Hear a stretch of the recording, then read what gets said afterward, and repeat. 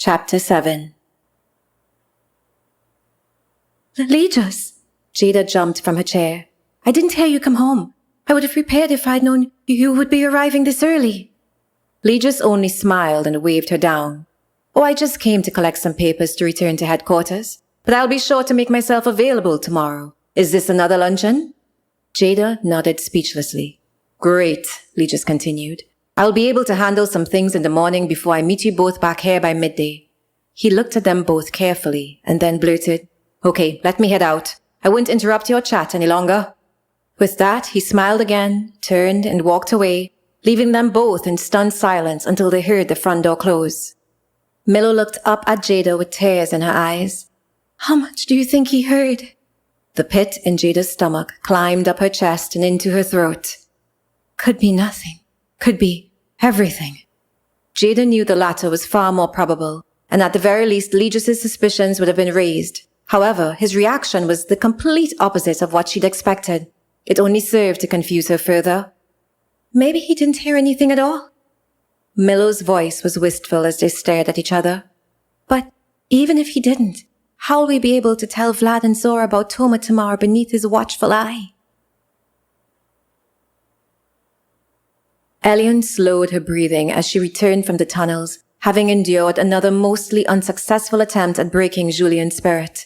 Since the first time she'd gotten him to say that a she was returning days ago, he'd found a new source of strength and clammed up. Elian could only assume that Jeanelle was the reason.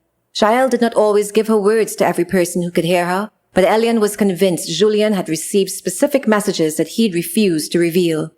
The city was far more formidable than she'd anticipated, with a loyalty to Jeanelle that even the Order's most renowned priests and priestesses would have likely lacked in his position. She needed to figure out a way to get through to him, and fast, as Jael's words were the only ones with the power to foil her plans. Lost in her thoughts as she ascended the stairs from the damp darkness below, Elian jumped when Toma called out, running behind her. My High Priestess, I've secured the prisoner as instructed, but I wanted to catch you before you left. I apologize again for blurting things out as I did in your office. I happened to be on my way to see you when the ring suddenly shuddered. I knew you wanted a report on such incidents right away. It felt like a blessed coincidence.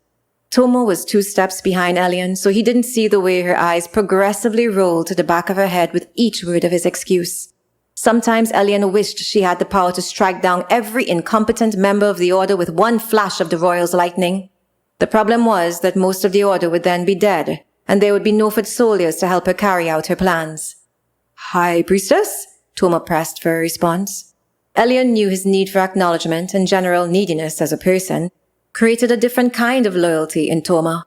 It wasn't the kind that fueled Julian through his absolute belief in Jeanelle. Instead, it was grounded in Toma's deep insecurities and resulting desperation to please. At the very least, it was enough to keep him in line and keep his mouth shut about the Order's inability to hear Jael's voice. Most of the priests and priestesses were convinced that the others in the Order could hear Jeanelle while they lied about their ability to do the same. Only a few among the high priests and priestesses had banded together under the fact that this secret was a disempowering threat to the influence of the Order over their world. It was part of the reason the Order sought the destruction of the Earth colonies. Their power and unending drive to reveal the truth about the Order would destabilize the political structure and cause a revolt. Sighing, Elian eventually murmured, Do better next time, Toma. It is normal for most to make mistakes, but we cannot afford many more of those in the crucial times to come. Yes, High Priestess, I won't fail you again, Toma gushed, relieved to receive what he thought was a pardon, his 100th if he were honest with himself about the regularity of his shortfalls. Elian knew better than to believe him either way. As she dismissed him and walked to the temple gardens, she found herself strolling out of the grounds and making her way to the city's center. There, in the middle of it all, stood the Goldberg Sphere. It represented Jael's presence on the new Earth, but for most of Elian's life, she'd been suspicious of how exactly the sphere transmitted Jael's voice and from where. The Order's technological quests had unearthed the understanding that the spheres were receivers and translators of the frequencies in which the spirit spoke. Converting those frequencies to sound seemed relatively easy in the equation she'd come to love. However, limiting those sounds to the ears of the chosen ones, or even just one among them, was a mathematical mystery that eluded her since she was 17 years old. Staring at the sphere now, an unfettered hatred arose in Elian. She never knew why Jael refused to choose her. She had held Jeanelle on a pedestal since she was just a wee one, praying every morning and night to be chosen among her vessels. When she was 16, she had a dream that she would awaken on her 17th birthday to the sound of Jeanelle welcoming her into the elite fold. She boasted to her fellow juniors that her dream was a premonition, an early gift from Jeanelle. However, when she woke to silence on her birthday, she determined that her lifelong prayers had been rejected by a merciless being.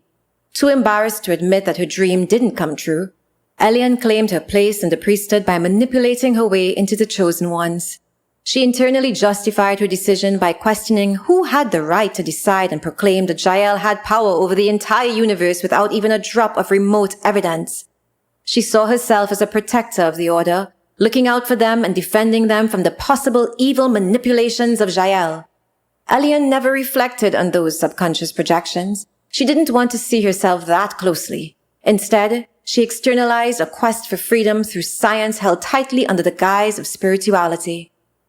Her belief in her self-assigned mission had catapulted her into several positions of power as she climbed the Order's hierarchy. Soon she became so influential that no one dared to oppose her commands. She alone scripted the words from Jeanelle for each 11, as no other member of the Order dared to pretend that they could hear Jeanelle in the way Elian did. Through those false words she scripted, Elian had advanced her plans decade after decade. Her act was so persuasive that the Order's members were convinced of her divine connection despite the secret lack of their own. Completely lost in thought again, Elian didn't notice the small crowd that had gathered to observe the rare casual sighting of the Order's high priestess. When she felt a slight tug on her robes from a wayward child, she finally became aware of the attention she'd brought on herself. "Is Jeanelle speaking to you now?" the little girl asked, peering up with the widest, most innocent eyes Elian had ever seen. Somewhere in her heart jolted as she saw herself being that age, staring in wonder at the sphere with more hope than any child should be allowed to feel. Elian was about to teach the girl a lesson by throwing it in her face that a commoner like her would never hear Jeanelle's voice and therefore should never forget her place as she had in posing a direct question to the high priestess.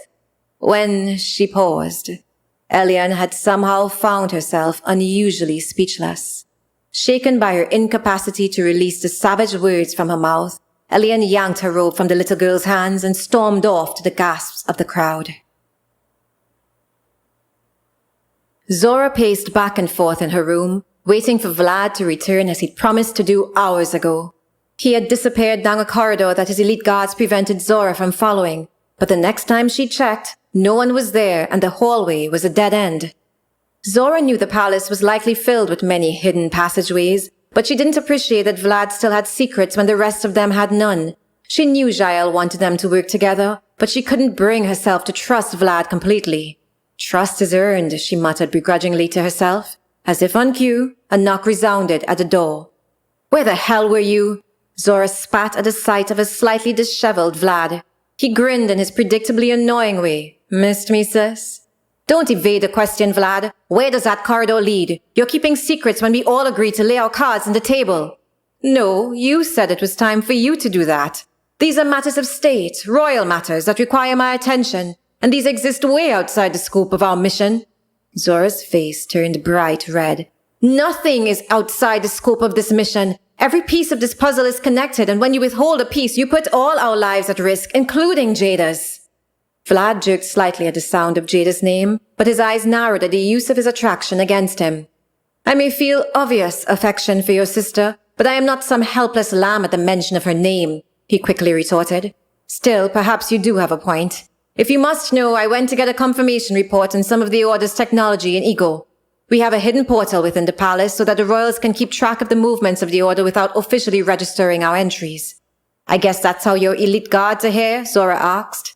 "Yes, they've been here for quite some time, dismantling the hidden devices the Order sought to install before I took up residence. We initially thought they had turned one of our own to access such technology, but upon examination and Millow's revelations, we know now that they are dangerously advanced in their work. I had sent everything to Ego for analysis, but I wanted to hear the trajectory of their advancements from our lead engineer firsthand." "And you thought this intel was outside the scope of our mission?" Zora spat. "No. You just didn't want me to know about your hidden palace portal. Let me guess. You're afraid I'll ask for return entry to the Earth Call so I could bring some of my warriors up here to fight." Vlad grinned. It would indeed be better if you don't put me in a compromising position. The Earth Culls are still seen as the mutual enemy of the sky, whether you've sided with the Order or Royals. No one knows of our little allegiance, not the Royals on my end, and certainly not the other commanders of the Earth Culls. They may not share your foresight in withholding their wrath against us. You mean for the thousands you murdered 10 years ago with your technology? Yeah, it's fresh in everyone's heads. But our overall mission is to free the people from the control of the Order and, yes, the commoners, Vlad interrupted. I know. But as for your plans for the Order and the Royals, are you willing to share what my fate would have been had we not met under the will of Jeanelle? Zora fell silent. What Vlad had implied wasn't a lie. While freeing the people was the Earth Colony's mission, the eradication of the Royals and Order had long been seen as an acceptable price. Their usefulness to the planet wasn't even up for debate, as everyone had agreed humanity would progress far more without them. Zora hadn't expected to intersect with a Royal on her mission, much less the king of the Sky Colonies himself. She couldn't imagine the impression it would make on Pigeon and Pute, much less the other commanders. Raya alone would have been the one to truly understand. She would have worked with Zora to get others on board with the greater mission had she lived.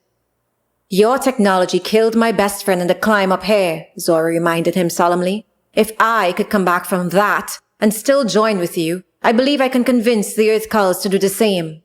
Vlad shook his head. I am sorry about your friend, but I disagree.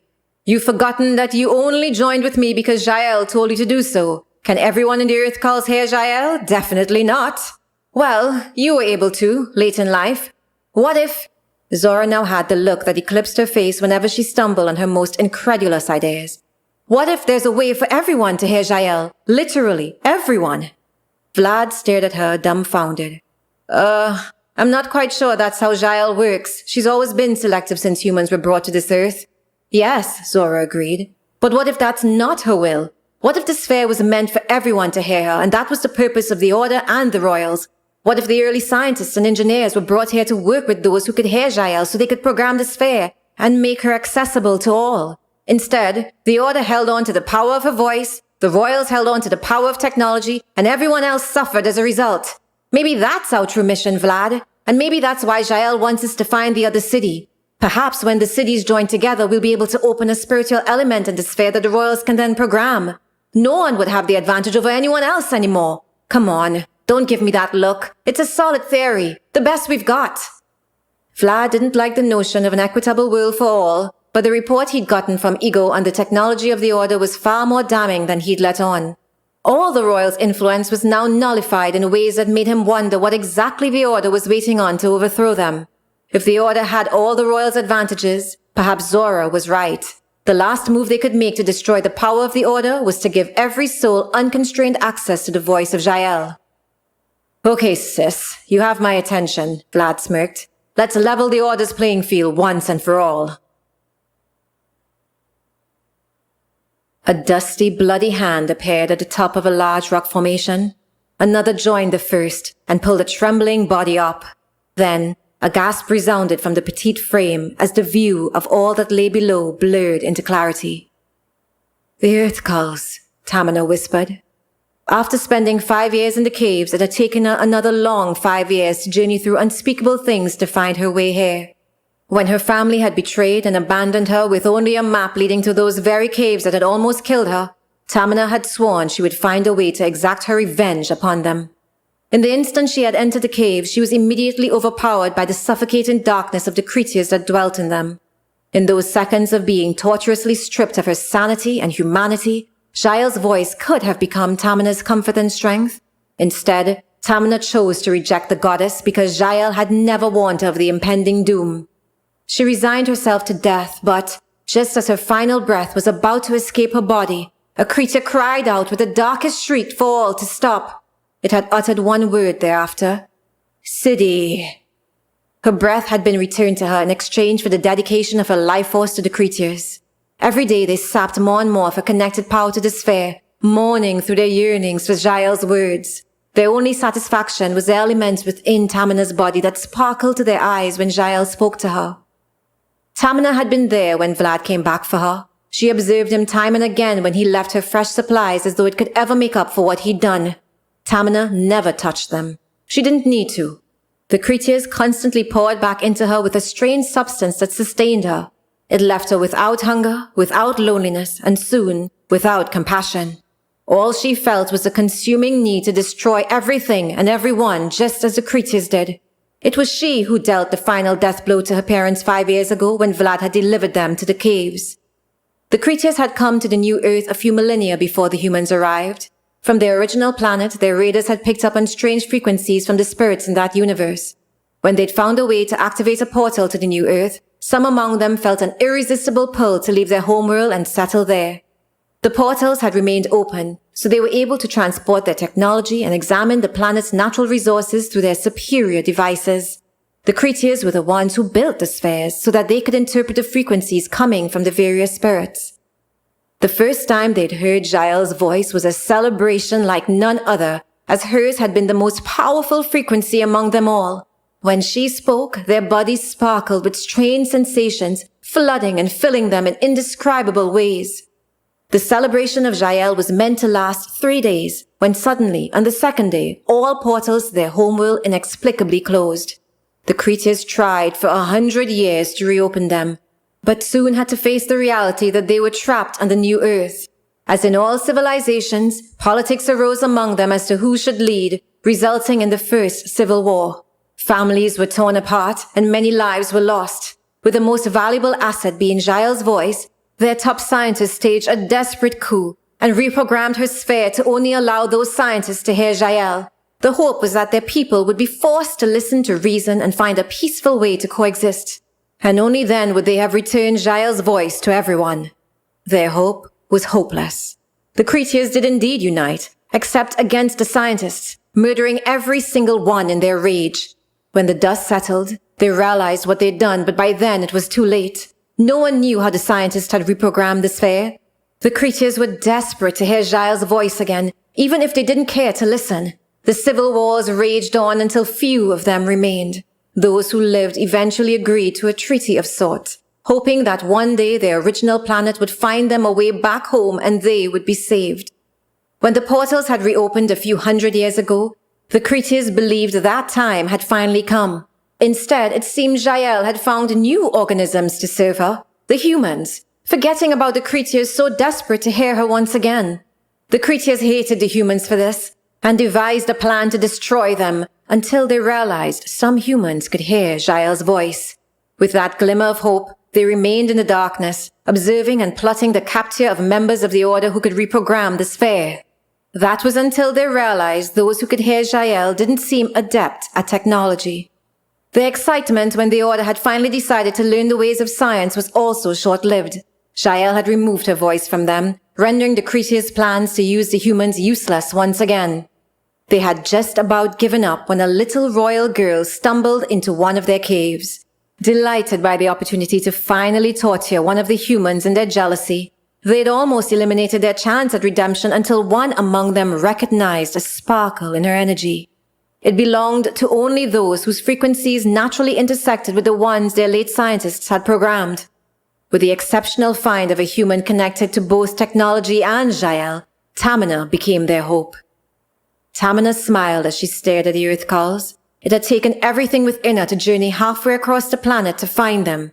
Turning behind her, she beguilingly smiled while whispering to two of her creatures, "May our revenge be unendingly sweet."